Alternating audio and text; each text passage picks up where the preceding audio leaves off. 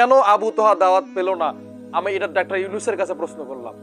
মিজানুর রহমান আজহারী আসার 2 দিনও হয় নাই, এখনো দেখেন মাহফিল করতেছে, সেটাকে নিয়ে কত হইচই। আজকে 27শে ডিসেম্বর মিজানুর রহমান আজহারীর মাহফিল হবে। এই মাহফিল, এই যে পোস্টারটা দেখেন, যতগুলো নাম লেখা সব জামাতের নাম লেখা। কেন এই দাওয়াতে কি আবু তোহা আদনানকে ইনভাইট করা যেত না?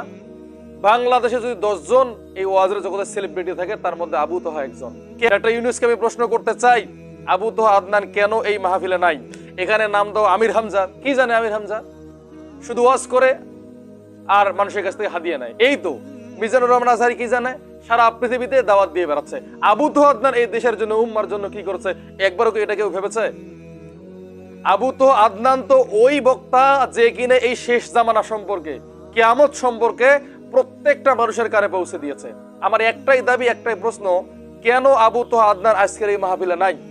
আমার দর্শকদের কাছেও প্রশ্ন, আবু তোহা আদনানের কি যোগ্যতা নাই যে আবু তোহা আদনান এই মাহফিলের মধ্যে থাকবে? যতগুলো জামাতপন্থী নেতা সবগুলোকে এখানে ডাকা হয়েছে। মুফতি কাজী ইব্রাহিম কি জানে? তাকে কয়জন চিনে? আবু তোহা আদনানকে কে চিনে না? সারা পৃথিবীর সমস্ত মানুষ আবু তোহা আদনানকে চিনে। আর কত হট্টগোল চলতেছে। আর আবু তোহা আদনান যে দিনের পর দিন মাহফিল করতেছে, তার হাতে যে কত মানুষ হেদায়েত প্রাপ্ত হয়েছে, কত মানুষ তার দাওয়াত কবুল করে ইসলামের পথে ফিরে এসেছে, বিশেষ করে যুবকেরা। কেন আবু তোহা আদনানকে পাওয়া যাচ্ছে না আজকের এই মাহফিলে?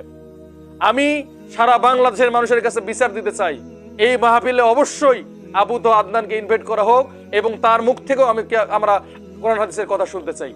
প্রিয় দর্শক, আসসালামু আলাইকুম রহমতুল্লাহ। ভিডিওটি এ পর্যন্ত দেখার জন্য আপনাদেরকে অসংখ্য ধন্যবাদ। এই ভাইটি ঠিক এই কথাই বোঝানোর চেষ্টা করেছে যে মিজানুর রহমান আজহারী যে মাহফিলে আসছিল, আবু তোহা মোহাম্মদ আদনান কেন দাওয়াত পায়নি। এক একজন ইসলামিক স্কলারদের এই শীতকালীন অবস্থাতে এক একজনের 3-4টা করে মাহফিল থাকে একদিনে, তারা তো সেইগুলোই মেনটেন করতে পারে না।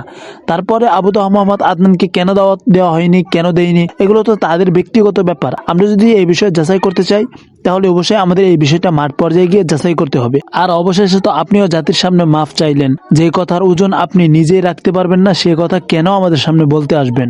এই দেশের মানুষকে কিভাবে বোঝাবো যে আমি মিজানুর রহমান আজহারীকে ছোট করি নাই এবং তাকে ছোট করার প্রশ্নই আসে না।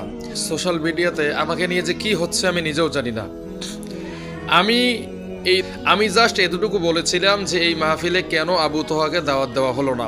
এটা নিয়ে যে সোশ্যাল মিডিয়াতে কি চলতেছে, কে যে আমাকে কিভাবে গালিগালাজ করতেছে, কে যে আমাকে কিভাবে ছোট করতেছে এবং আমার নামে যে কত ধরনের মিথ্যা অপবাদ দিতেছে, এটা আসলে আমি কাউকে বোঝাতে পারবো না।